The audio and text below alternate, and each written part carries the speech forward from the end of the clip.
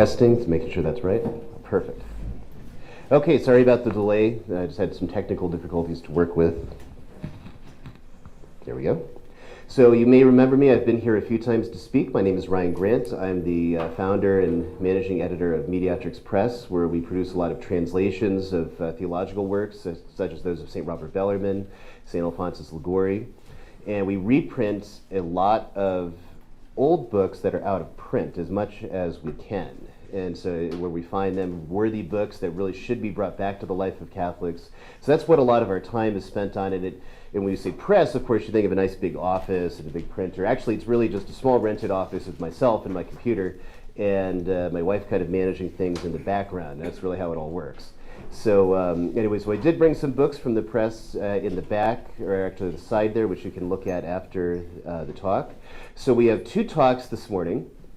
So one is on sacred art in the Renaissance, principally.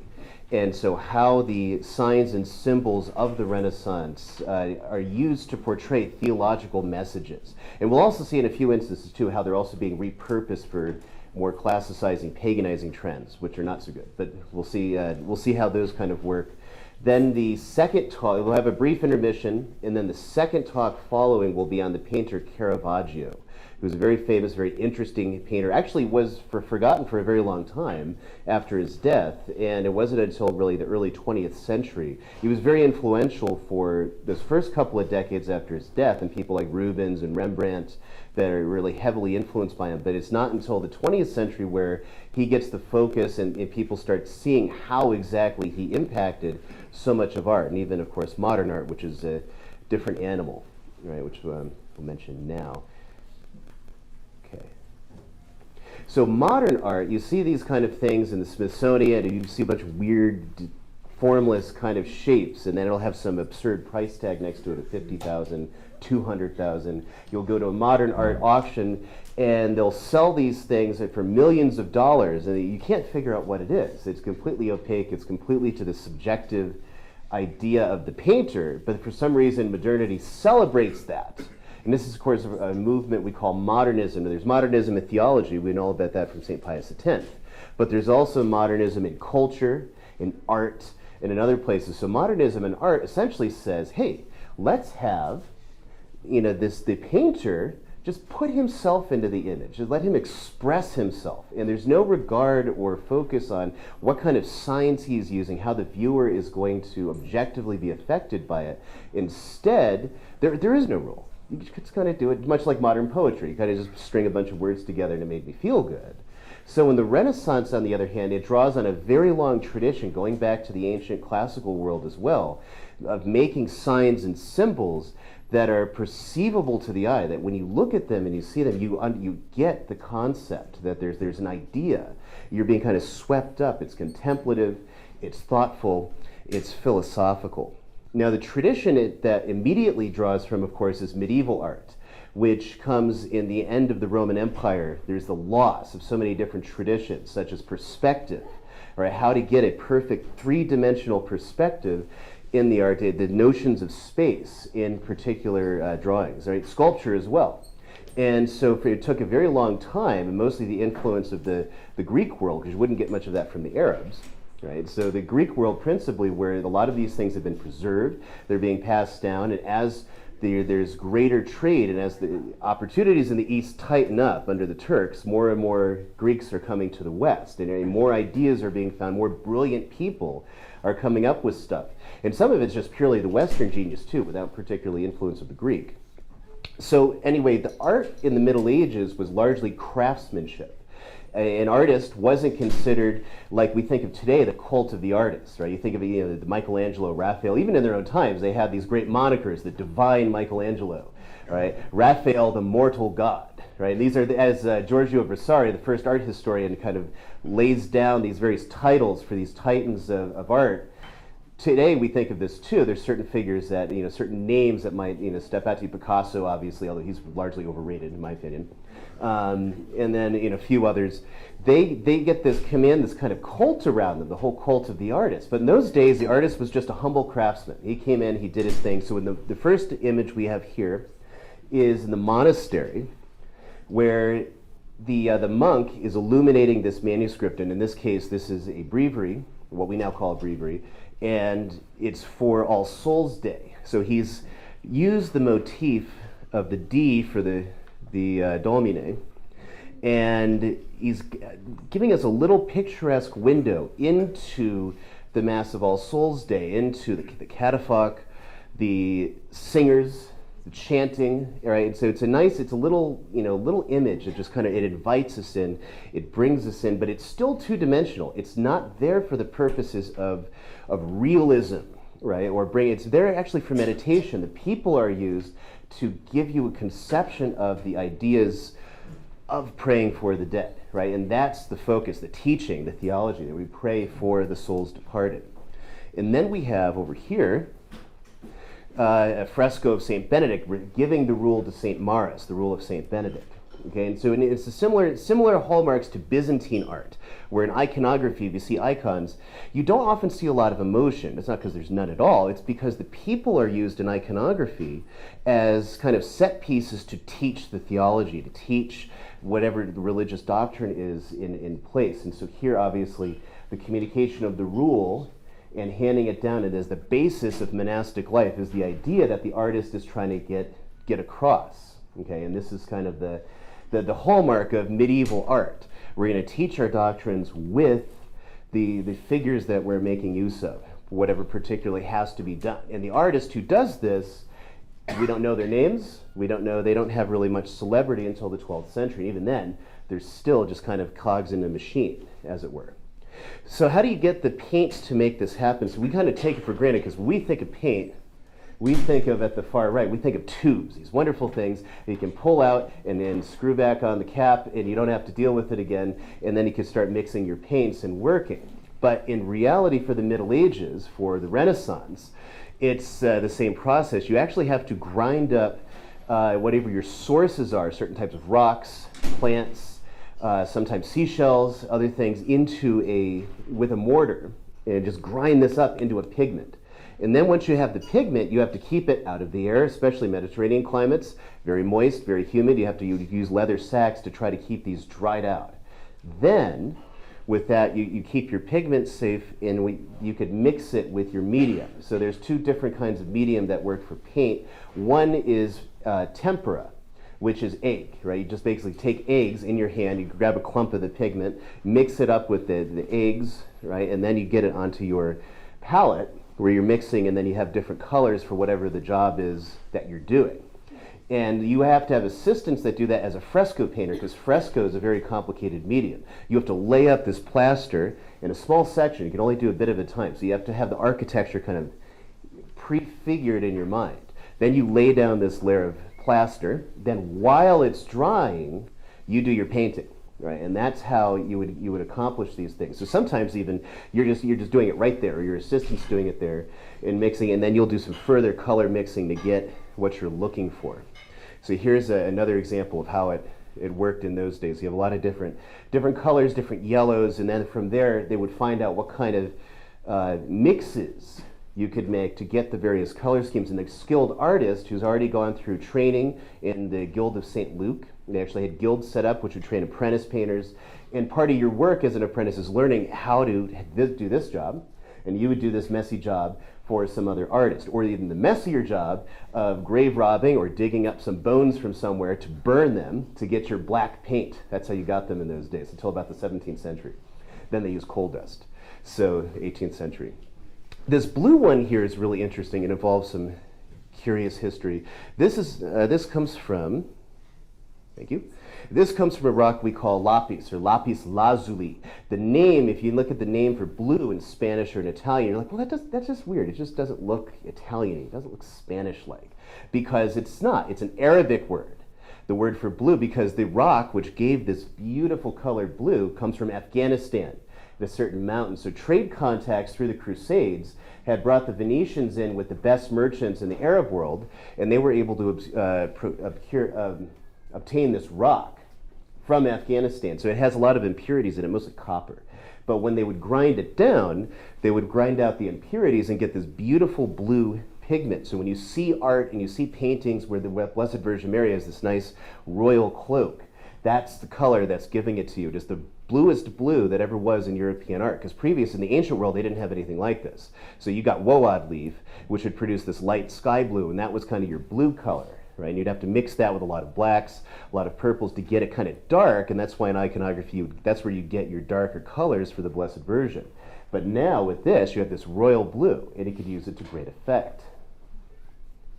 So the first painter we want to talk about is Giotto, Giotto da Madonna. And so he is an interesting figure. There's a lot of legends about him. Nobody knows which one's really true. So it's said on the one hand he was a disciple of Cimabue, who was a famous painter. For example, he did a lot of the paintings in the Basilica of St. Francis.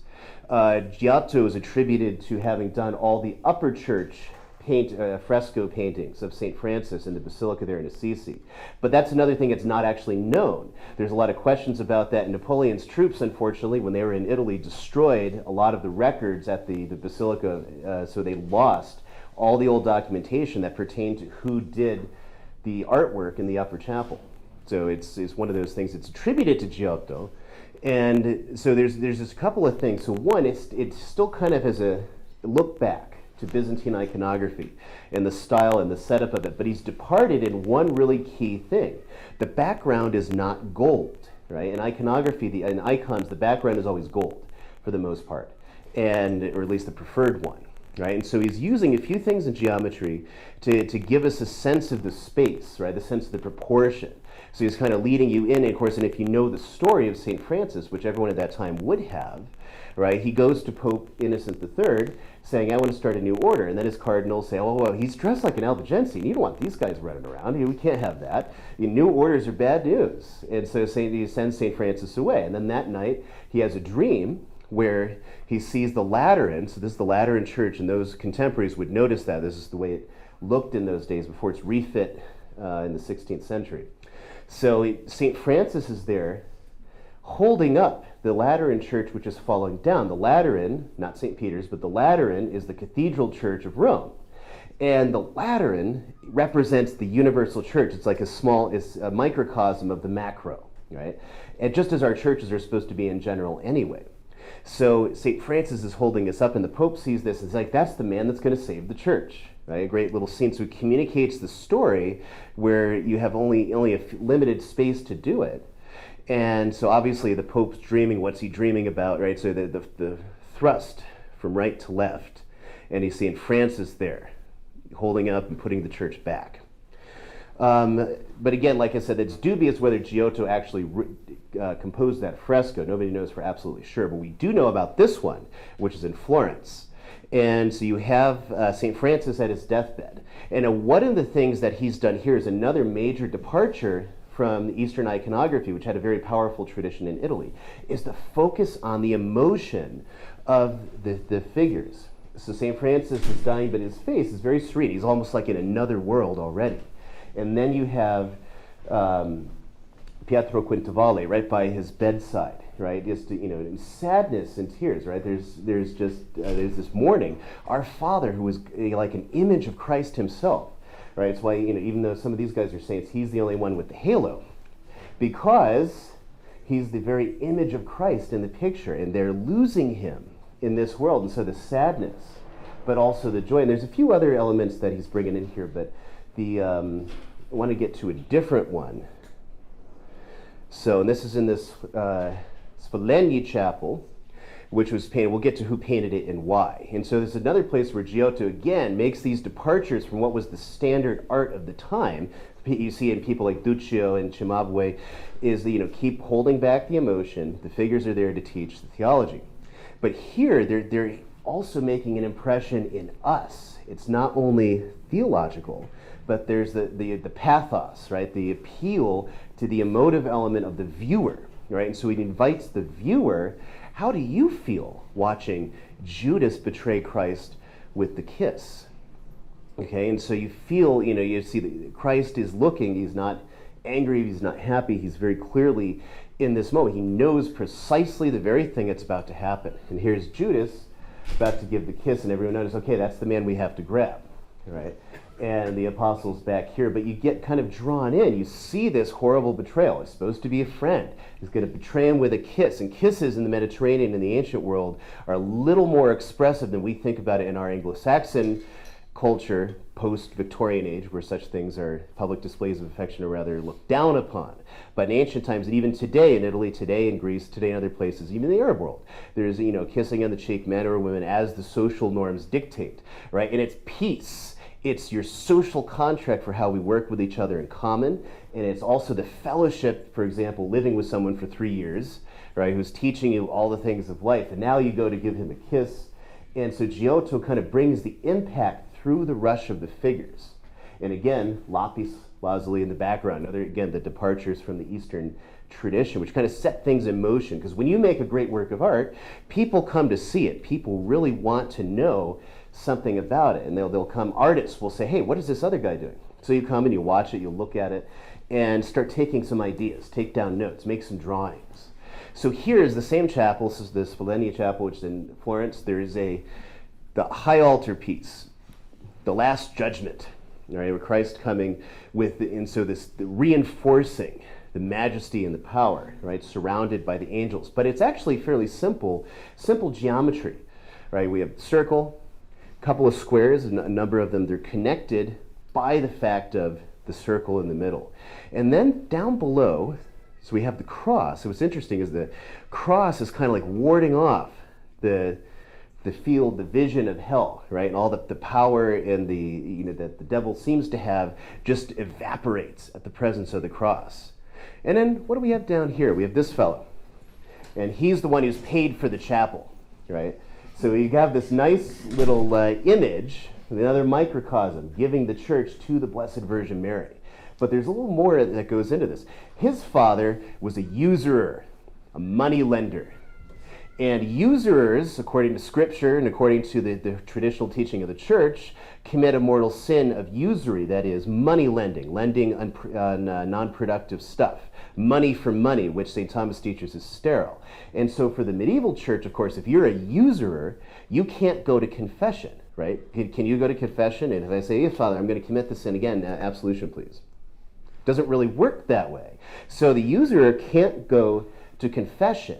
He's offended against the goodness of God because instead of working with his hands, instead of producing something fruitful, he didn't work at all for his money. And that's how it's perceived. And that's, of course, what the teaching is in the theologians on the subject, too. So you see Dante, for example, where usurers are in hell, and they're right there with sodomites and a few other not-so-savory figures. And what they're doing is they're standing there like this. Their hands are always moving forever. Because in life, they didn't move. They didn't do anything except count money, right? And so that's the overall aspect. So what you could do, though, to get last rites is make a very large donation to a church in some way, or pay for a chapel, right? Pay for something that's going to glorify God. And then you would be able to get absolution. We'll return to that theme in a little bit. So here he is, please take this in payment for my father's sins, and please may his soul not suffer in hell since he was a filthy usurer, right? But some of the most inventive and changing elements in art was Van Eyck, right? Now he's in the Netherlands, far cry away from Italy. So what was going on in Italy, and also in a number of other places, France and whatnot, is the recovery of sculpture, all the tactics and skills they used in the Roman world, and gradually getting figures that are more and more lifelike. And that's where all the investment is going by the wealthy. They want to get good sculptures, really lifelike sculptures. And so Ghiberti being one of the famous examples in Florence, with the great bronze doors of the baptistry. If you ever get to Florence, you got to see those. They're really, really amazing, the lifelike nature of it. And each panel kind of giving you these sculpted bronze reliefs of figures. But anyway, if you were going to put your money down around about 1400 of what art form would be the dominant art form for the next 600 years, you'd put your money on sculpture. Any reasonable person would, and you would lose. The reason you would lose is Jan van Eyck. He lived in the Netherlands, which today we call Belgium and Holland. In those days, just Flanders, Holland, and so Flanders, right? And what he does, Versari said he invented oil painting. That's not exactly true. but he used it in a way nobody had ever used it before. So oils are a little bit different from tempera, right? You mix in an olive oil solution that into the paint. Sometimes you dilute it, sometimes you thicken it just for your color base.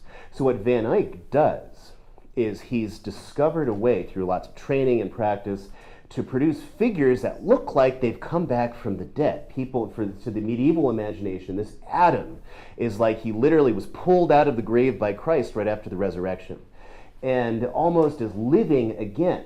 All right. So there's a few other elements he uses here to get the effect, but even the anatomy, right? So what do we have here? And I'll note this again later. The upturned foot. He's actually walking. The dead have been brought to life. Okay.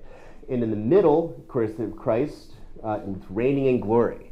And so the graces of his now being enthroned in glory, right, through his passion and death, they flow down here to this center panel. Everyone's seen this center panel before, right? You see it in cards, you see it in books, you see it, but we'll have a bigger image of it in a minute. But anyway, the just, the elect, they're there giving worship and adoration to the Lamb, okay? And you have the different figures, virgins, clergy, monks, bishops, right? They're coming around. The white-robed men from the book of Revelation, the book of the Apocalypse, that are there worshiping. So he's included all of these elements, but he's focusing you into some theological teaching. So here's a close-up again of Adam. Again, note the upturned foot. Little elements, it's a small, tiny thing.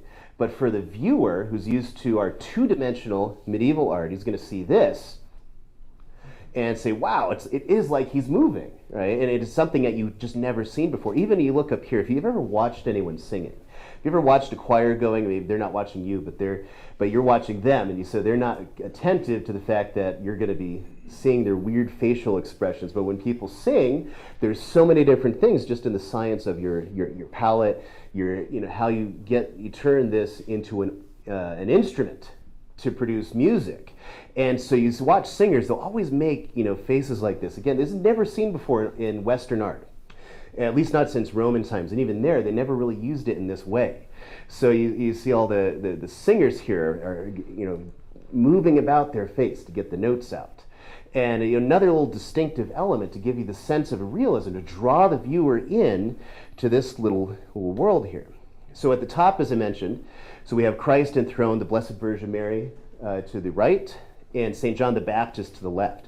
So he's incorporated little elements. So St. John the Baptist still with the camel skin tunic, but he's covered he's in glory. He's got this nice jeweled cloak, and the Blessed Virgin, again, lapis for the blue, right? Reading a book. The Meditations, a classical symbol of the Blessed Virgin as seat of wisdom and as herself the very spouse of God, right? Enlightened by heavenly wisdom.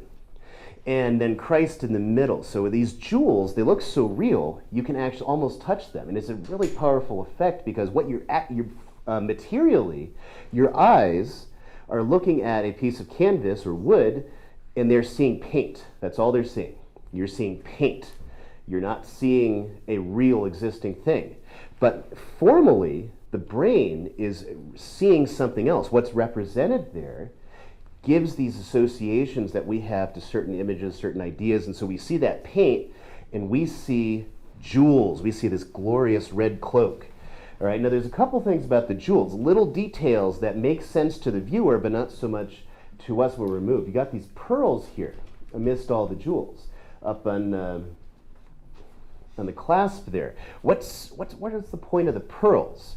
Well, if we look back at in the Gospel of Matthew, Jesus talks about the kingdom of heaven is like a pearl of great price.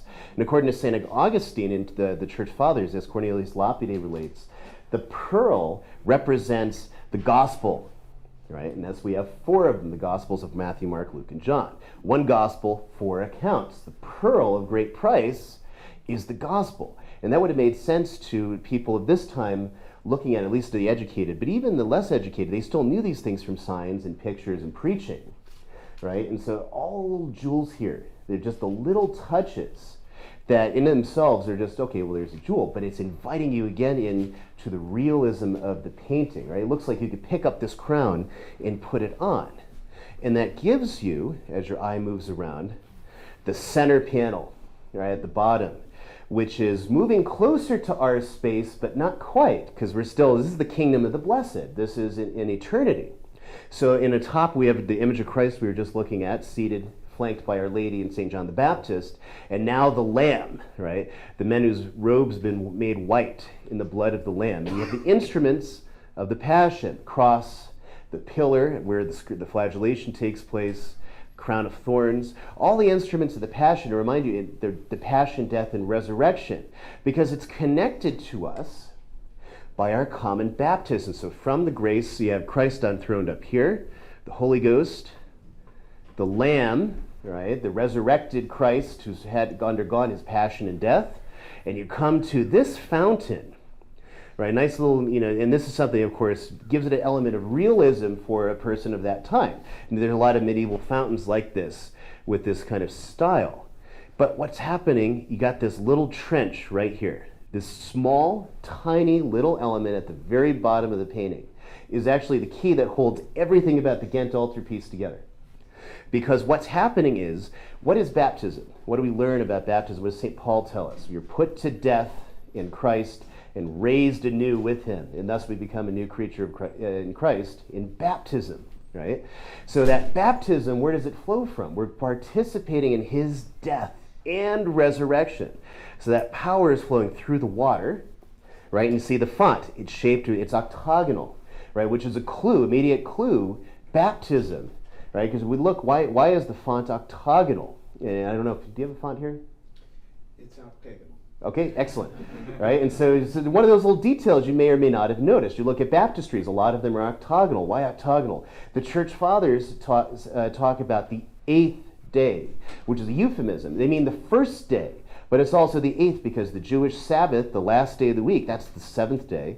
So the first day, Sunday, is the day of this new creation. It's the 8th day, right? Because it's followed that last one, and it's an image, right? Which they talk about. So that octagon is kind of a shape, one of those little subtle hints back to this particular teaching to focus on baptism.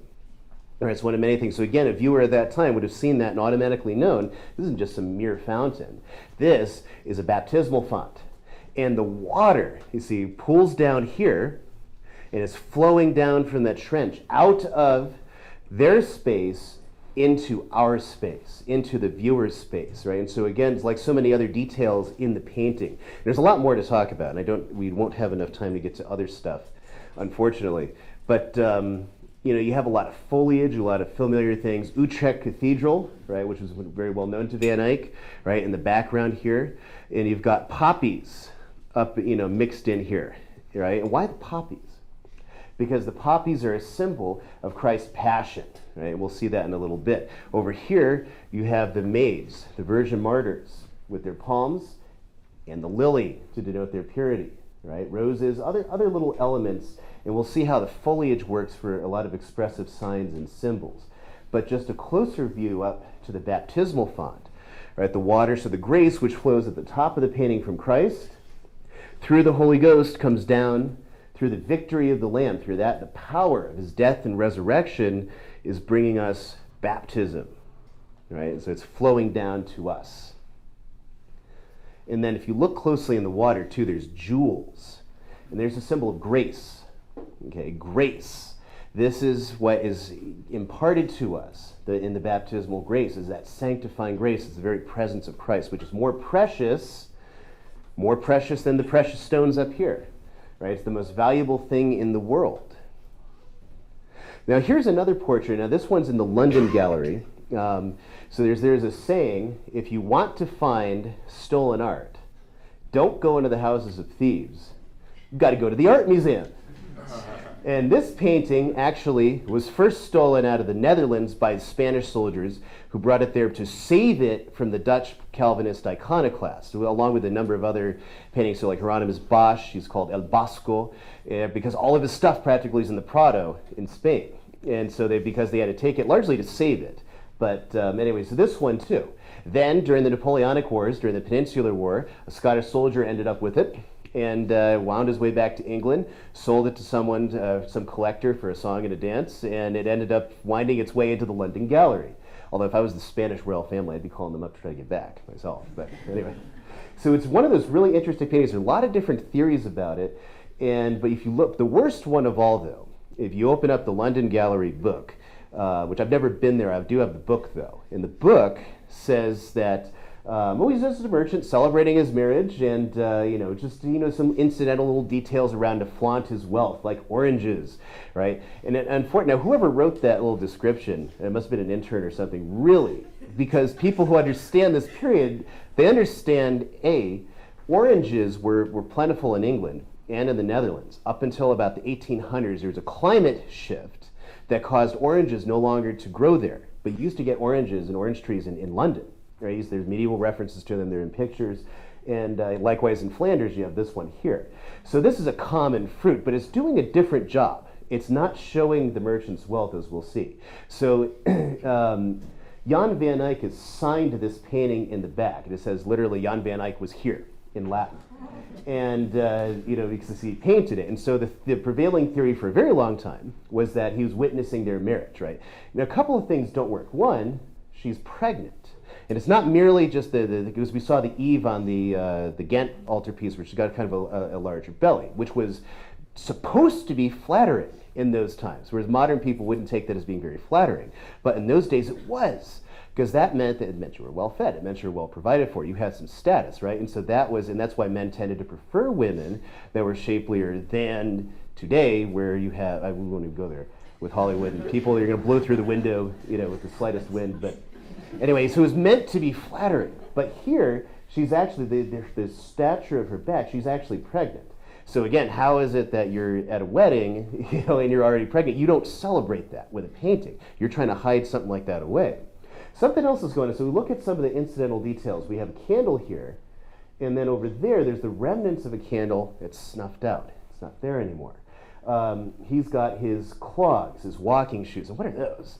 Well, they're made of wood, and so you think of, you go to some people's houses and you take your shoes off, because that's what your parents learned and their parents learned for a number of years. But what they actually used to do in the Middle Ages, you take your shoes off and put on some house walking slippers.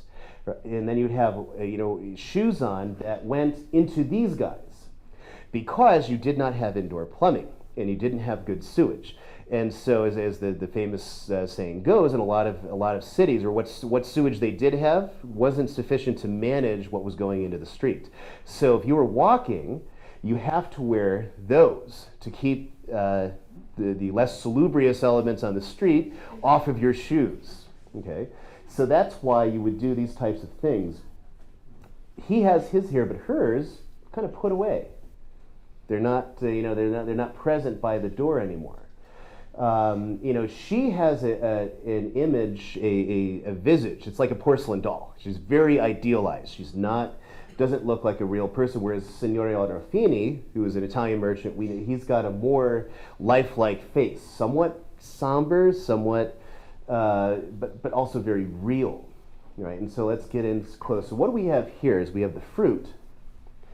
And the fruit represents the fall, okay, that we will all die. And that's the presence of oranges and apples, right? It doesn't say in Scripture what fruit it was, and so artists represent it differently. But it represents the fall of our first parents, the fact that we are all mortal and we will die at some point, okay?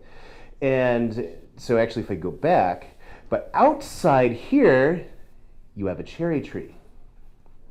Cherries are actually a symbol of heaven. The cherry itself represents Christ's passion, his death, and his resurrection. So the cherry is often used in medieval art. So you'll see some Last Suppers, like Irlande actually comes to mind. I don't think I put it in here. But where all the apostles are seated at this Last Supper, and they have cherries on the table. Why do they have cherries on the table? Because in heaven, it's going to be cherries all around, right? Literally.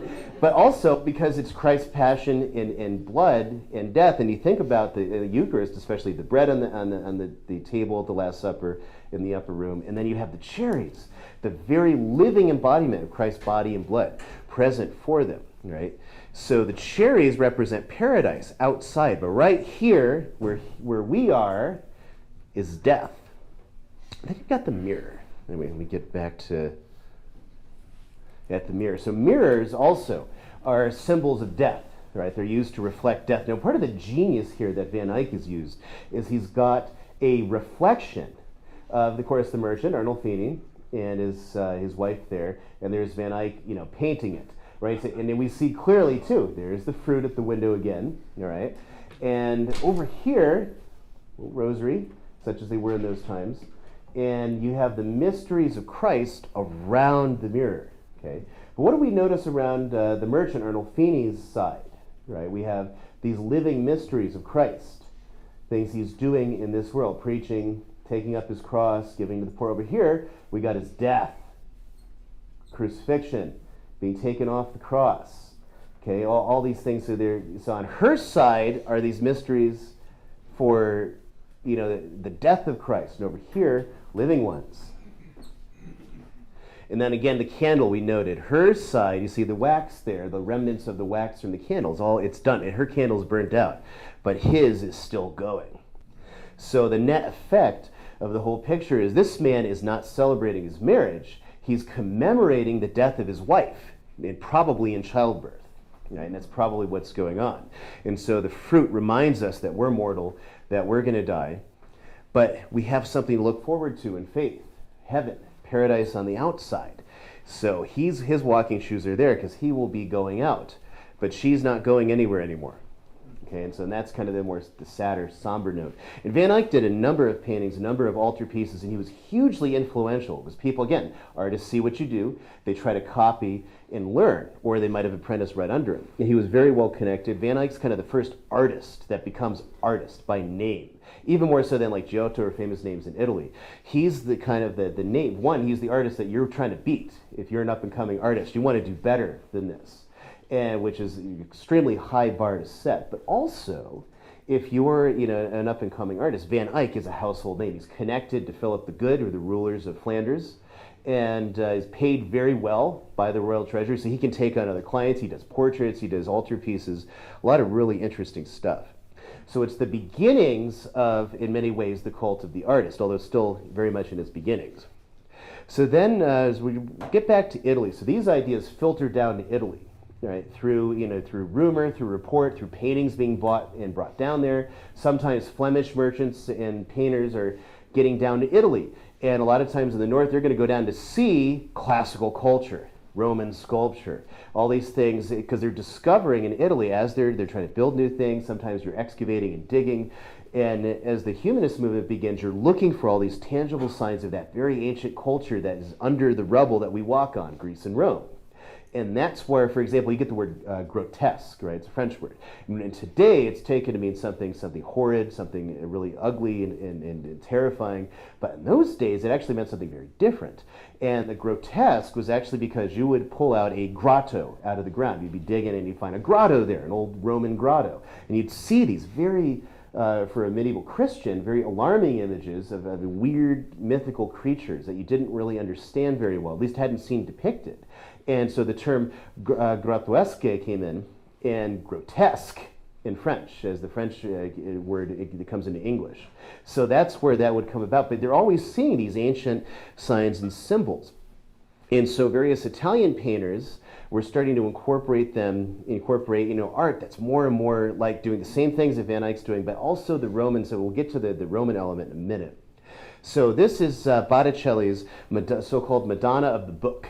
All right, and so obviously pretty simple image, straightforward, the Blessed Virgin with baby Jesus, and the Bible open. But there's a couple more interesting elements that he's been able to work in here. Right, so up close, so we have crown of thorns, the nails, the more obvious ones. These have actually been added later because you need to see they're kind of awkward in the original picture. It's because he thought this wasn't enough to clue the viewer in, so he decided to add a little bit. All right, but what's actually going on is what's behind him is more expressive to a lot of people in general. The images he's trying to get into. So you have the fruits, the various fruits here. The cherries we've already spoken of, the passion and death. There's a pomegranate. What's a pomegranate for? Right. Well, pomegranate, if you've ever broken one open, you just have tons of this flowing, fruit flowing, especially very large ones as they have in the Mediterranean. And it's actually a symbol also for Christ's passion, death, and resurrection because of the red, and it's so abundant, like the abundant graces that flow out of the resurrection. So that's why you have a pomegranate. And figs, also, figs are a sign of the resurrection. So all of these things come together, but he's got to undergo the pain of it first, the passion. And so this has made him nervous. And in case it wasn't clear, Botticelli's added these little elements in. So he's looking up to Our Lady for comfort. Okay, and we have this again over here. Another book, the Magnificat, Our Lady's being crowned on high from heaven. Right? And this is called a tandi, right? Which are just round images or portraits. They'd hang in a nobleman's house. They'd hang, an aristocrat would. In this case, the Medici, we'll get to in a little bit. So this is being lowered on her head, but it's somewhat mystical. It's somewhat ethereal, right? And you have the silk in the angel's hands. They're trying to give the sense of that, this isn't happening so much in our space as theirs through faith. And of course, Christ is looking up at the crown coming down. And what's he holding? Pomegranates. A pomegranate, again, passion and death. Little symbols you hide in, but you also have a few things back here. Okay. The background shows the sense of the depth and the perception, the idea of using nature to try to invite us into the artist, into the space of what we're viewing. Okay, and this becomes this hallmark in the Renaissance of trying to get you as not just a mere viewer, but a participant, right? And so the river, coming back here, the river being a sign of baptism, okay? And it ends going behind Our Lady, and you can imagine the natural course would be flowing right about where Christ is. So again, all these little symbols that have been drawn in to get the viewer into the image, as it were, and to benefit from it. So Botticelli very quickly finds himself being patronaged by the biggest, wealthiest guys in Florence, the Medici. So now Florence and Siena were rivals for who would be kind of the leader of art. And Siena was mostly destroyed in a flood in the 1360s. And as a result, Florence was in position to take the lead as the new upcoming center of new progressive, what was for them, modern art. So this is a portrait of Cosimo il Vecchio. We'll talk more about that, where he's appearing there in that portrait. So he inherited the money lending business. Remember money lenders? We saw the earlier portrait from his father Giovanni. Right? And so the Medici were extremely successful because they had a couple of rules. One, the most important, don't lend to royalty. They never pay you back. Now, the way money lending worked in there, money lending could work on certain rules, and they would often go above and beyond those rules, and then cross over into usury. But in like in the central areas, actually about here, to be honest, in Florence, the money lenders would get together, right? And so they would sit there in the market. It was very out. We think of like you go to a loan officer, you go to a private office, everything's kind of sealed off. All your stuff is supposed to be practically the level of like your psychiatrist, right? And all the records and stuff. And nobody's supposed to be able to just pop in and see those. Well, back then, you're right out in the open talking about all your terms. So the money lenders would sit at their banco, which meant table. And you would offer, I've got 30 florins, I got 40 florins, I've got 100 florins to lend, and so on somebody to be paid back by St. John's Day, pay this one back by Pentecost, pay this one back by Christmas, whatever time that you're going to put for the loan. Right? And so these would all be contracted, you'd sign, you'd get a witness, and then done. Now you owe X amount of money to be paid back at this time. Now, a lot of times you didn't get paid back. It's a really high-risk business. And so the person might go bust, leave to another city, you never find him again. So when the money lender was out of money, he would ceremoniously stand up and break his table, right? And so he would have a banco rotto, or our word, bankrupt. That's where it comes from. The money lenders being out of money, they break their table, so you're bankrupt.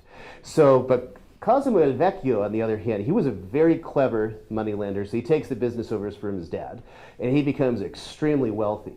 But he's also got further interests. He's really interested in the Renaissance. He's really interested in humanism, the recovery of classical culture, and so he sees his way to prominence right here in the Cathedral of Florence, in the Duomo.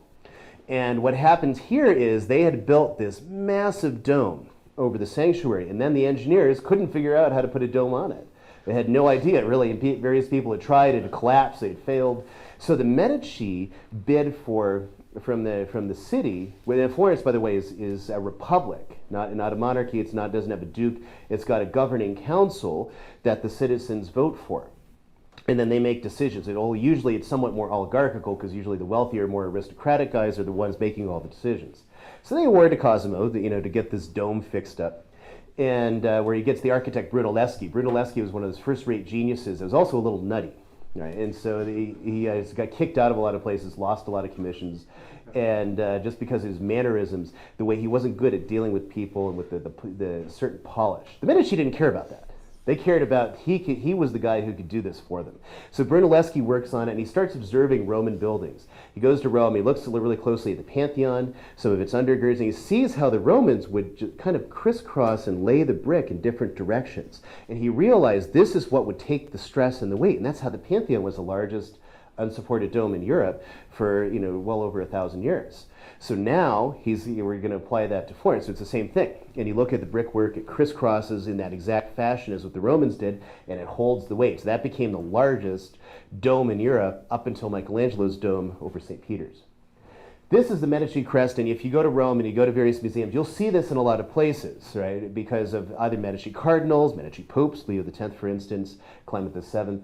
They'll have, and you see this crest, and so there's a lot of jokes and talk about what the little balls represent. But there's the pelle, the balls, they actually represent the coins with which they made their dynasty, how they came out of money. So after the great success in rebuilding the cathedral in Florence, and having, so they've got this prestige, right, for being kind of the top guys in the city. Now Cosimo Vecchio is on all the commissions. And he's also careful to guard his image. He makes himself look like a man of the people. He rides a donkey. He doesn't flaunt his wealth overly, right, to arouse envy and hatred, which he's seen other people do and lose in the game for who's going to be the best. So one of his problems, though, and if you remember what we said about usurers, they can't go to heaven, right? Because they're locked out, because they did not work with their hands. They just got money by amassing money through being clever, but not through hard work. That's why the usurer sits in hell, moving his hands for eternity, because they didn't work with him in life, right?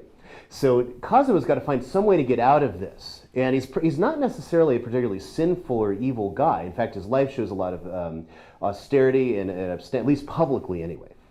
And so what he does is he goes to the Pope, and he says, Pope Eugene IV, and he says, if other people give you chapels, what if I gave you a whole church, a brand new, not just church, a monastery?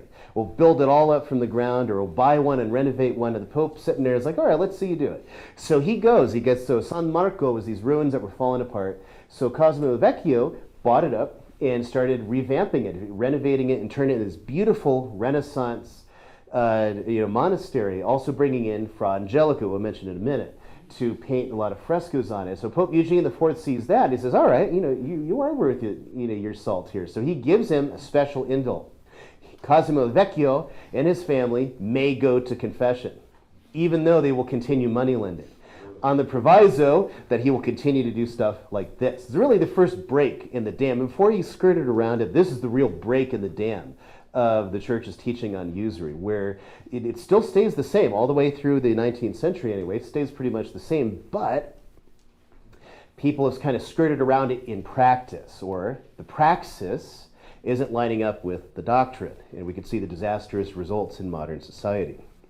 So anyway, one of the most brilliant painters of that time was then drawn in to paint frescoes in San Marco, and this is Fra Angelico, otherwise Giovanni de Frasoli, as he was known as a monk. I think his birth name was Guido. But so he was a Dominican and really brilliant painter. One of the things that Fra Angelico brings that other artists don't really utilize so much is a really deep living faith. So here, if you ever go to Santa Maria sopra Minerva in Rome, it's a really famous Dominican church. It still has a lot of Gothic interior in the vaults and the ceilings and everything. And so they have St. Catherine of Siena's body, not her head, but her body is in the high altar. There's a story behind that. And just before the high altar and to the left, right here is Fra Angelico. Okay, excuse me. So he's buried in there, so you can see that, prayed in for inspiration. So one of the things that the way this was set up is that they had cells for the Dominicans, right? And so they would all inhabit one cell with the bare walls except for one image that Fra Angelico would paint. Very austere, very reserved. Okay, very reserved. But so this one, Christ's flagellation, we'll look at one or two of these. So Christ's flagellation, right, being scourged at the pillar. You don't see the scourgings on Christ. There's actually an abstraction, because so he wants you, the viewer, in this case his monks, to be looking at Christ through the eyes of Saint Dominic. So here's Saint Dominic, who is flagellating himself with the whip. He's giving himself some penance as he's focusing and meditating on Christ being scourged at the pillar. Right? So you see the pillar in the background. This is actually my picture from a number of years ago, and that's why it's kind of off kilter. I couldn't find the one I wanted on the internet, so I used mine. But anyway, it is actually straight when you look at it. But so he's flagellating himself. We're drawn into seeing Christ through Dominic, as the Dominican rule says, the reverence that the friar is supposed to have for his father, St. Dominic, is so great that we should see Christ through his eyes. And Fra Angelico is putting that for us literally.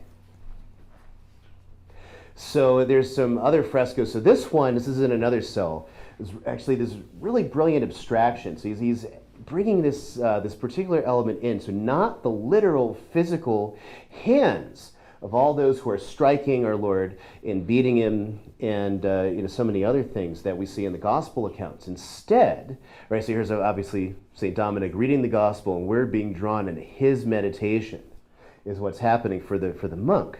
So don't just show everybody coming up, all these guys. It would be a really crowded picture to have all of these people in there striking our Lord. So instead, every hand that smacks our Lord, right? This fellow here in the wind is actually supposed to be showing him, mocking Christ, prophecy, okay? But he's blindfolded, he can't see. And then you have the hand here that strikes him with the reed, yet he's still God. And so the ball signifying his command of the world, of the whole universe. Yet this is happening to him because, as he says in the gospel, no one takes my life from me, I lay it down. He's willingly undergoing all of these torments, humiliations, and sufferings, right? And for the monk, again, who's meditating on this in his cell, for me.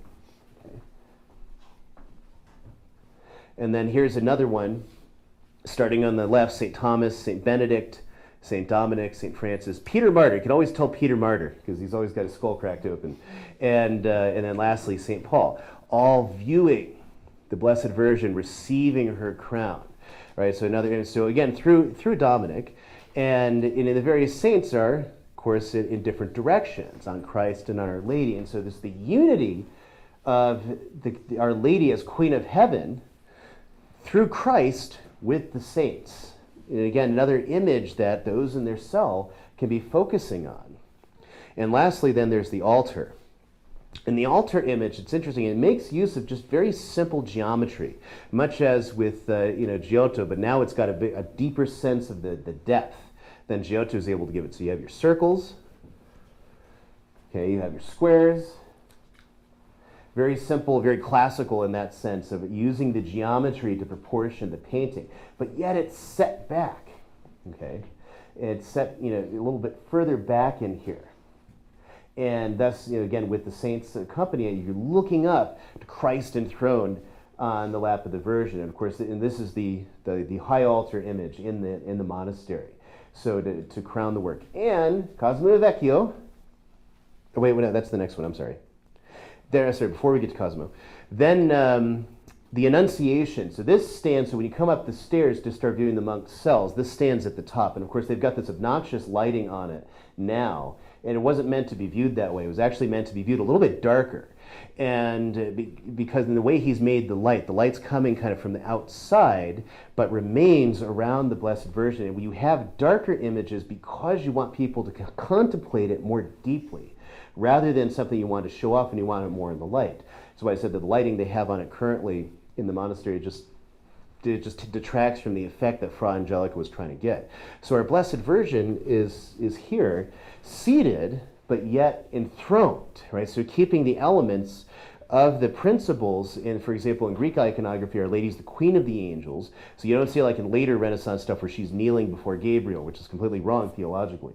And rather, she's the queen. So she's receiving him and his great message, and just he's bowing. But there's other elements that he brings in. The wings, this rainbow color in the wings. Proportionate as it is, you can get the bend coming on the other end. So the viewer, again, is kind of looking in the perspective. He's almost invited to walk in to this space where this sacred scene is happening. And so as you're walking into the monastery where divine things are occurring, the Word is made flesh in the womb of the Virgin, just as it's made flesh on the altar and truly lives in the monks who dwell here. So that's why you're greeted with this when you come up the stairs into the monasteries. And then down, all the way down the hall, Cosimo il Vecchio gets his own cell. He built the place, he's paid for it, he's done all these things, so therefore he should get his own place in the whole business. So he has, his thing is the adoration of the Magi. That Cosimo looks in the Bible, we're rich people who are glorified. Well, the Magi are these rich men that are glorified as saints. And if they can be saints, so can we. Now, the painter of this one was Benotto Gazzoli, who was a disciple of Fra Angelico, and he employs some of the better elements of some of the best elements of Fra Angelico, and still includes them here: the austerity, the simplicity, where he's depicted Cosimo with this gift, but very simple, very austere, much as Cosimo wanted to be presented before the people. Right? And so the Medici then would insert themselves into the local venerations of the Magi in Florence. Right? So they're part of a guild that venerated the Magi, and they would lead a procession on Epiphany where they would walk in, throughout the town, where bearing their gifts as they are to the infant Jesus. Then they'd go, it was all said and done, they'd go back into their palazzo, and Cosimo could take note of Gazzoli's painting of the Magi 2.0. All the reservation is gone. All right, and this would have been enormously expensive, by the way, not just because of the painter charging the money, all of these deep colors, especially the lapis, and of course Cosimo's put himself in lapis lazuli, the blue, that deep royal blue, which normally only kings get, right? Of course, he's portraying a king in the Magi's train, of course, that's why he gets it. And it's just a festival of color, where he's just indulged in all the deep reds, the deep blues, the hunt. So obviously the Magi are, coming from Herod, looking for Christ, but where's the star? I don't see the star. Because he didn't want it. We're following our own lights, our own lead, our own money. That's leading us to the goal, right? So he could enjoy this, and it's also a status thing in his own palace. People would see that and they'd know, wow, this guy really means business. So Cosimo il Vecchio, anyway, he lives a seemingly very pious life on the outside, anyway. But he's also careful. He's very reserved with his money. He's he spends it in the right places. He gets the right projects, but he doesn't, flaunt it in front of the people. Not so much his son, his grandson. So his son was also called Philip the Gouty, right? So he had. They would have these rich banquets full of meat, and tons and tons and tons of meat. So you never know, you eat a lot of food and you get a meat headache, or you just feel like, oh, that's so much, I can't, Well, you look at what they ate and you just imagine getting it. And of course, and this also helps gout on set into your joints and everything. So Philip the Gouty would be reduced. He died very young, died like 35, 36. So he would sit there just at dinner, just like the money user is in hell, right? And so he'd sit there like this, could barely just do this and wag his tongue. It's very sad. So he died, and so Cosimo il Vecchio's grandson, Lorenzo, takes over. Lorenzo il Magnifico. So he had been classically trained with the best of humanist teachers of the day, like Pico de Mirandola, and a handful of Ficino, whose Renaissance Neoplatonism comes in. So the works of the philosopher Plato come back into the West through Ficino, who makes a translation from the Greek into Latin at a time where a lot of scholars still didn't have a handle on Greek. So that is a way of getting Plato's thought into the West. So Lorenzo's really fascinated by classical culture, pagan culture. So much so that he really, he goes to church, but that's not his passion. Religious art is not his passion. And banking is also not really his passion, right? So whereas Cosimo kept the books exactly, Lorenzo is just, I'm going to use my wealth and my prestige to fund painters. And the bent he wants is paganism. So this is at the Poggio Archiali, which is the Medici retreat, right? So it's to revive the idea, the ancient Roman idea of the retreat from the city. And it's somewhat of an aristocratic idyll for, which is supposed to be giving us an idyll of Tumnus the Faun. You have this pagan sense of the nudity, and there's certain sexual allusions as well between the fruit, fertility, all these things that are being suggested. And there's other very inventive in this villa. There's also very inventive models on classical Roman art. No Christian symbolism in almost the entire villa. Right? It's all focusing in the world of Greece and Rome. So the well-fed rich are coming for their retreat to the country, and may they prosper, right, with the Medici's new gods, right? So it's almost saying in art, we have our own gods. We don't need God. We have our own money. We have our lights, and we'll make it, and we'll be successful with good luck and fortune, which produces its own reaction, as we'll see. Botticelli, we saw earlier, is very heavily patronized by the Medici, so he just delves into the classical paganism. So this is an interesting little scene. So it's meant to be read right to left, and it's full of little Medici symbolisms in it too. So over here you have Zephyrus, right, the wind, and he's kidnapping this nymph, Chloris, and taking her off to wed her, and this is the transformation. She becomes a goddess. Flora, also the patron of Florence, which the Medici now de facto rule, right? And so she becomes the goddess of spring, and that's why the painting, Primavera. And so you have over here Venus. Let me see. I don't have it in here, did I? No, I don't have it in here. Good. So the birth of Venus, everyone's seen that one, where Venus is standing naked, born out of the sea and the seashell, right? Well, he's kind of giving this one's not as famous as that particular painting, that's why I left it out. But you see the trees are making kind of a grotto, around her, much as you see for images of the Blessed Virgin, right? But it's Venus, so it's this pagan celebration of spring with Venus, goddess of beauty, Flora, who sees the spring evolve. And then you have here the three graces, who are representing in turn, fertility, chastity, and the last one's escaping me at the moment, so I'm sorry. And then over here you have Mercury looking up. Now there is another painting that's thought to have been paired with it that shows a particular virtue that Mercury is supposed to be looking up at, right? And so chastity is turned her back on this scene over here, and is more interested in Mercury, looking up at this other painting, which is supposed to represent chastity, but it's also very pagan. It's all the sense of, there's not really a whole ton of Christian symbolism. A lot of Renaissance art will pick up the pagan mythology and use it to tell Christian morality, but not Botticelli, not at this stage of his life anyway. He's just not there. You have up the oranges up there, they're like the Medici Pelle, right? And down here too, all these various flowers and foliage. There's lots of really beautiful, really interesting foliage. And when you look at the Medici retreat we were just talking about, Poggio d'Archiali, it feels it looked just like that same flower. So it's actually riddled with Medici symbolism, the Medici Pelle kind of forming their arc around Venus, the goddess of the spring. Florence, the city, is in full flower because of the Medici. So and here's another interesting one with Venus by Botticelli.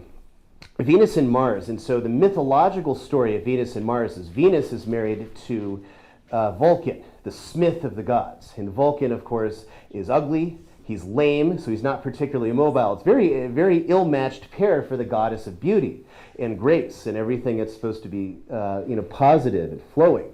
So then there's Mars, who is the strong warrior, the god of war, right? And which they've, just in case you couldn't get it, he's got all the war equipment, such as it was in that day. And to give you an indication, that's his, right? So it's somewhat amusing, actually. So you have Venus, and there's a couple interesting things he's doing with Venus. So you see her hair. It's wrapping around. You can't really tell the difference between her hair and her jewelry, right? And so she's embroidered in such a way with this dress that no one could really wear, and nobody could particularly take off if you had it on.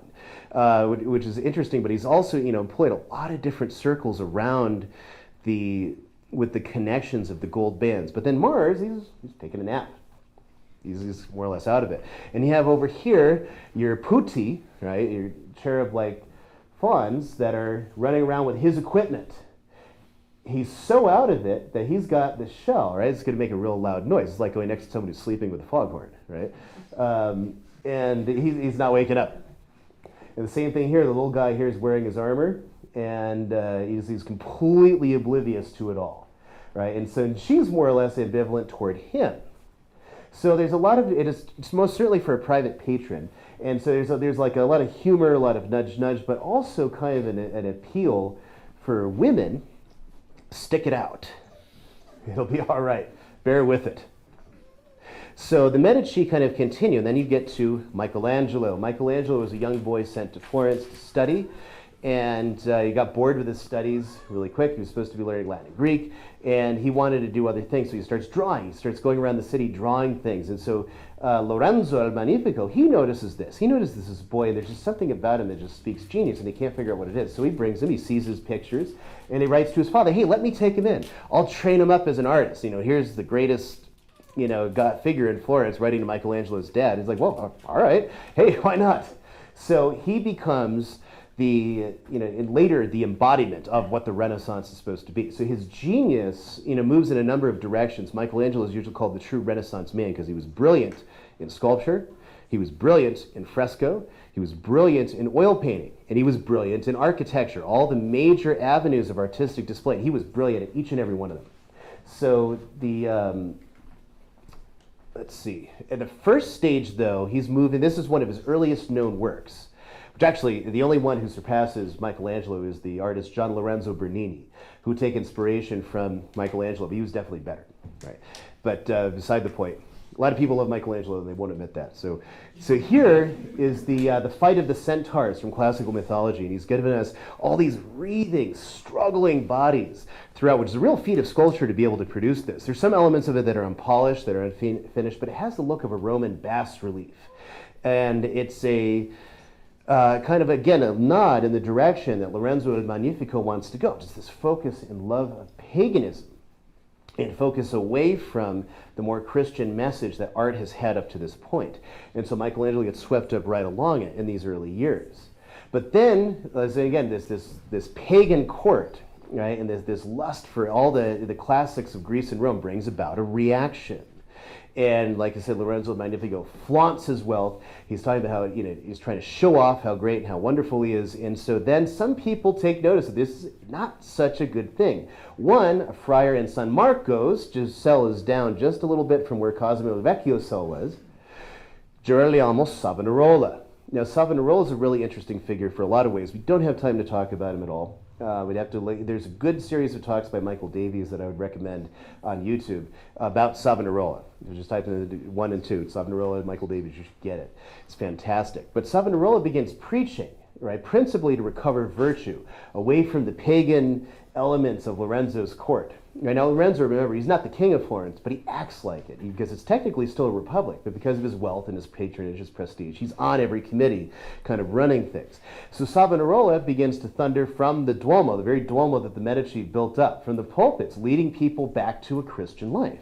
And so one of the things that he ends up inspiring are these, the bonfire of the vanities. Right? So Lorenzo the Magnificent will die about 1492, and after that, the Medici have to flee the city. Right? Not long after that, Piero becomes the next head of the family, and the banking interest is kind of going south because Lorenzo spent all the money for art. And now, so the Medici flee to papal protection, where they've been gradually building up their power in the church. Right? So they have a few cardinals over there. And Alexander VI is a kindred spirit for the most part with the Medici, so he's not averse to taking them in. And so meanwhile, Savonarola, at his lead, burned bagged books with all this pagan mythology in it that you don't need, that's going to destroy your soul. Art, nude pagan goddesses, let's throw them in the fire, let's get rid of them. Right? Botticelli has been paying attention. Botticelli gets into it, and he starts going to Christian art. right? A lot of really beautiful stuff, like some of the stuff we saw at the beginning. He does this great adoration of the Magi of his own that's full and redolent of Christian symbolisms. He's turned the other way when this is all done. So, but then Savonarola has his fall from grace. A Franciscan challenges him to a contest of God to determine whether Savonarola was really sent by God to lead the city. And so at first, Savonarola refuses to go, but then one of his disciples took on the challenge, and he's like, oh, darn, well, I better do it, not you.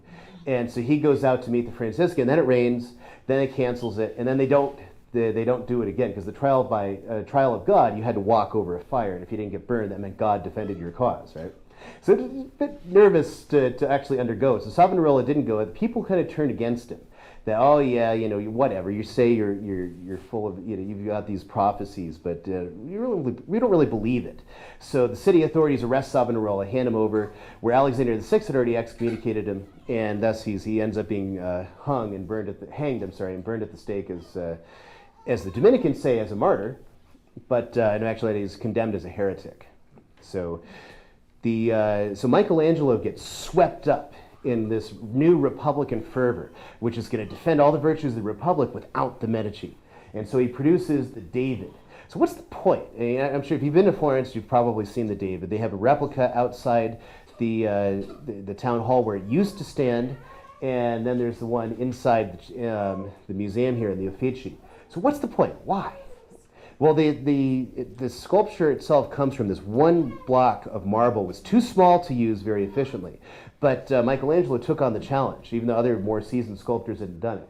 So he sculpts the David out of this one block of Carrara marble. It's just a feat of pure genius. One of the things he had been doing when he was trained by the Medici was he was examining and dissecting corpses, something that was actually illegal at the time. Right? One, because of the fear of plague. Two, because it was thought to desecrate the dead. So that was actually forbidden. So Da Vinci does the same thing. Michelangelo, Raphael later will do the same thing. They look in real close at the way the muscles are all articulated, and the arms, the chest, and the legs, and so that when you're sculpting, you have a sense of what these things should look like. And that's one of the things that sets Michelangelo apart from those who have come before him, is that detailed knowledge of anatomy. So the David itself, he's at this pensive moment. Right, he's gripping, his sling. He's thinking as he's ready. So it's not that after he's defeated Goliath; it's before. It's while he's thinking about it. This pensive moment to approach and launch into the attack. Right. So it's a symbol of Republican Florence, which is prepared, which is thoughtful, like the mythology about republics, that we're more meditative, that we're more philosophical and reasoned than the stuffy old monarchies. And we're ready to defend against all comers. And so this statue was positioned facing the south, facing the papacy, right? We're ready to, now when we start talking about the papacy, we mean in politics, not in religion. Because in religion, of course, they still acknowledge the Pope's authority. But in politics, the Pope is a king as well, right? Of central Italy for the most part, the patrimony of St. Peter. So that's where the Medici have taken refuge. And of course, that's what does happen a few years later. In about 1512, the Medici return with a papal army and unseat the Republic. There it all goes.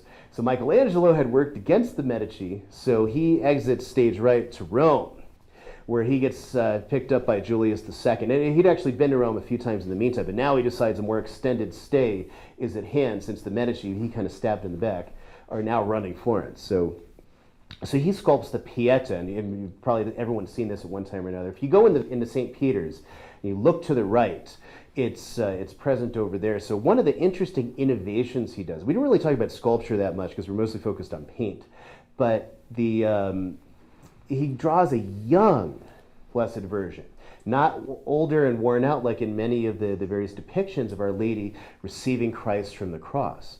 And so she's very youthful, very beautiful, and this tenderness comes in to give the overall effect of the emotion, right? So again, approaching the pathos. But I'm running grossly over time, so I'm going to skip. Everyone knows about Sistine Chapel, right? And everyone's seen this before. But it's worth pointing out the Last Judgment. Actually, if you look at the figure of Adam, right? So here's the face of Adam from the creation panel in the center of the Sistine ceiling. And here's the Last Judgment, which in 1534, Michelangelo was hired back to finish because they hadn't found a painter who could do it. And so he gives the last judgment. All right, and so it's interesting. The Christ you see here looks just like the Adam, the new Adam. When the church fathers talk about Christ, he's that new Adam, right? Who's now the firstborn of the new creation. And then, of course, he's added on a few details. All the figures are naked because, according to the church fathers, as well as St. Thomas Aquinas, that in the next life we won't have any clothes. And so this prompted a complaint from the deacon who was in charge of the Sistine Chapel about the nudity of the images, because at this point you've had the sack of Rome, and now there's like a turning away from the Renaissance, and this is all viewed with suspicion. So Michelangelo sends back a letter. I've given them, quote, this is quote, I've given them the greatest piece of art in the history of Western civilization, and all this deacon can complain about is what we will, or won't, be wearing in the next life. But it was a big cross for him, and Paul III wasn't of the same mood of Julius II. Julius II was a big bull of a man, but when Michelangelo would yell at him, he kind of backed down. Paul III, not so much. He was less impressed by Michelangelo. So he shows himself here, worn out by all his labors. That's a self-portrait of Michelangelo. It was just his skin. The rest of it. It's worn out by all the labors. So the other great figure of the Renaissance of this time is Raphael. And Raphael came from Urbino, right? Raphael Sanzio from Urbino. He was a young boy. His father died, and he was put in the school of Pietro Petrozzano, who was a famous painter at the time, not nearly as famous now. We don't know him so much. But he painted a lot of interesting things, and he imparted all of his best tricks in study to Raphael. So Raphael goes to Florence. He kind of Pietro Petrozzano. He learns all his tricks, and he does better. So then, one of the things he does is paint a lot of Madonnas. So it's actually one of my favorite ones. It's different from the tone of all his other Madonnas. But this is called the Madonna of the Meadow. And so what happens with the Madonna of the Meadow is, again, he's employing a lot of the older symbolism, but he gives us this nice little pleasant meadow scene, this architectural scene. It's not like the church scenes of a lot of his other Madonnas. And a very pleasant image. Infant Christ playing with the infant John the Baptist. And one of the things, that very deep colors, all right, and so he's played off the darker greens here next to the red, gives it a sense of vibrance, vibrating. And over here, yellows next to the blue, right, to make the blue vibrate. So he's used the natural properties. He's also got a few other things, circles. He got the Our Lady's halo, as well as the Blessed John the Baptist and our Lord. But he's also done circles, so like at the top of her tunic, here on her pallium, another circle that's going around, another one going around here, right? They've got this perfect embrace of the geometry and the painting. And all of it's kind of leading you back around to the meadow set, which is mostly there to make everything else stand out. The poppies again, the Passion of Christ. And if you think of the poppies, it's in the background, and what's he grabbing is the cross, right? He's looking to the future. And so the strawberries down here, strawberries, that's a New World plant, by the way. That's something that's only just come around in Europe because it's actually from America. So the strawberries become a symbol of God's grace that's flowing and is all present around us. Just like the blue. The blue is present, sky, the background. It's even present in the greens that he used. So it's everywhere just as God is everywhere, right? But yet when you step back and there's a triangle. Oops, next time I got to animate some images on here. So the triangle, which is just like the Holy Trinity, Father, Son, and Holy Ghost. And likewise here, this triangle, the Blessed Virgin, Christ, and St. John the Baptist. Okay, so I'm going to skip these, unfortunately, too, as I'm out of time. Just about. School of Athens, another one everyone knows. Raphael goes to Rome, and one of his old colleagues, Bramante, he was the architect rebuilding St. Peter's. He's very good friends with Pope Julius II. He says, hey, I know this guy. You got to bring him in here. So Julius II brings him in. He's a kid. What can he do? And so he says, all right, just because Bramante, I'm going to do it. So here, what can you give me here? And he astounds with the School of Athens. Julius II was so blown away by it that he gives Raphael control of all the other, what are now the Senza dei Raffaelli in Julius II's apartment, stuff made by far more famous and seasoned artists, and he's allowed to destroy it. Interestingly, he tries to get control of the Sistine Chapel as well from Michelangelo, and he's not able to do that. But he does, the original drawing doesn't have this figure down here, right, of Heraclitus, which Michelangelo is supposed to be. Because that's Michelangelo's portrait sitting right there. Up here, the Socrates, is Da Vinci, right? And he throws in a few other things. The Euclid over here, that's Donatello Bramante, right? The figure of Euclid. And there's some other things that we just don't have time. He shows a little cheek as well. This is actually the interior of St. Peter's that still doesn't even have a roof on it, that he's repurposed for this kind of place for ancient philosophy. And so anyway, so this wasn't here. So he actually had to come around. Remember we talked about fresco. Right, oil paints, you can paint over it. If you come back in 2 weeks, you don't like it, you just change it, just paint right over it, and there's no problem. But fresco, you actually have to smash it. So he actually had to get a section, smash it out, and reapply the fresco and paint and do it seamlessly so it didn't interrupt everything else, which is real brilliance. So some people think he puts Michelangelo there as an invitation to work together. It's actually the other way around. He's doing it to show I'm better than you. I even put you in my own painting. And there's this one I don't have the time to get into. The Reformation, so the freedom that... actually, I had to put the comical picture here because there's all this mythology about the Reformation. Luther actually himself did not nail the 95 Thesis to the doors at Wittenberg. In fact, actually, it was a clerk from the university who came with some paste, and he pasted up an outline of the various theses that would be discussed at length. And so he did it and left it up there for a couple of days. There was no fanfare. Everyone said, oh, look, disputation, how nice. But then some of Luther's followers and disciples got copies of it and spread it around. And that's kind of what got the wider interest in it. So the rest of it, the nailing of the 95 Thesis, he triumphantly declares his opposition to the Pope. Oh, that's nonsense. It never happened. And on top of that, when you get into it too, Luther had already taught justification by faith alone as early as 1513. And it's in his commentary on Romans, which he was teaching at the time. Right, so he's already on that page. And so he takes the abuses of the church as his excuse to attack Catholic doctrine that he already denies. So it's the whole myth of Reformation. But what happens is a change in the mood of Europe, and so especially toward art. Can we allow artists this free reign to do like they've been doing? I don't think that we should do that anymore. So artists are now getting much more under the watchful eye of the church. You have in 1527 the sacking of Rome by Charles V's soldiery. And what happened there was Charles V was at war with the French king Francois I, and Pope Clement VII decided maybe I should back the French this time. And bad idea, because Charles V then defeats the French, and he sends his army close within sight of Rome to give the Pope a little warning. That was a bad idea. But he neglects to pay his army. Their payment goes into arrears, and the 10,000 Lutheran troops at the head of the army say, let's go attack! And so they do, and they sack the city. And this disputation of the Eucharist, which faces the School of Athens, if you go to the Vatican museums and the Senza di Raphael, it's on the other side.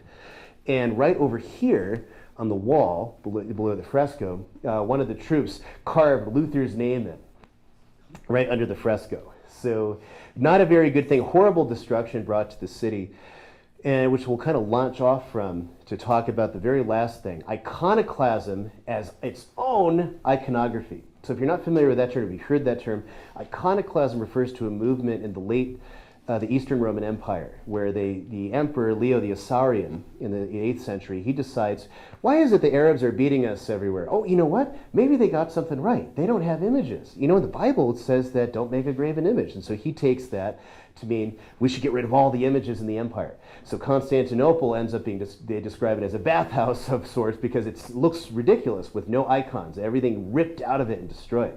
So they were called the iconoclasts, the icon destroyers, in contradistinction to the iconodules, the icon teachers. And they end up winning out. So if you go to a Byzantine church, an Eastern Rite church, on the first Sunday of Lent, they call that the Sunday of Orthodoxy, and they celebrate the triumph where the Empress Irene, which Irene, it means peace, right? She takes over and restores all the icons to the empire, to the veneration, to the worship. So it's called the Sunday of Orthodoxy, right? So anyways, when you get to the Protestant Reformation, you have a similar idea. Right, and although Luther's more ambivalent about it, and his idea is you can have icons, images and stuff to teach, but you shouldn't pray to them or pray in front of them. That would be idolatrous, of course. Calvinists don't quite see it that way. Among with a number of others, they see it as they're idols, filthy idols. We need to wipe them all out. So here there's this way in which they do it though. They don't just destroy it and efface it so it's no longer there. They do for some things. They actually turn the old image into a Protestant iconography. Right? So you have here, this is from England. This one's from England as well. The priest offering mass. The host has been chiseled out. The head has been cut off, and likewise of the altar server. Right, so an altar server, you see what's waiting for you if the Protestants take over, right? No, anyway, but the rest of it remains. Why does the rest of it remain? Likewise over here with Christ, his face has been taken off of it. Same thing with the saint here. I'm not sure actually which saint it was supposed to be. He's had his face taken off, but they leave the rest of it. It's a sign. It's its own icon. Our fathers were idolaters. They worshipped images. But not us. We are pure.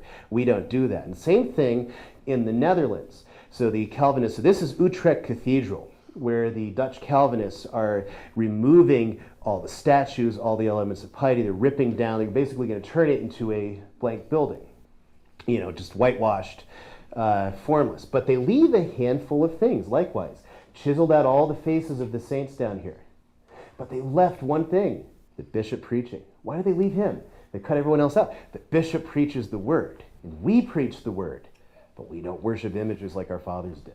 Right? And we could give an example upon example of this for the Protestants, but the ones who really take it to the next level is during the French Revolution, which again we don't have time really to talk about too much, so we just have a few examples. So after, of course, they killed the king, and they looked to remove all the images of monarchy. We want to get rid of all that. The word king is forbidden. And then the next target is the church. So this is the reliefs over the doorways at Saint-Sulpice in Paris. And so if you ever go there, make sure to take a moment and look up. So this previously, hitherto, was faith. And there would have been a chalice there. That's the typical image you would have for a chalice. So, what's his name?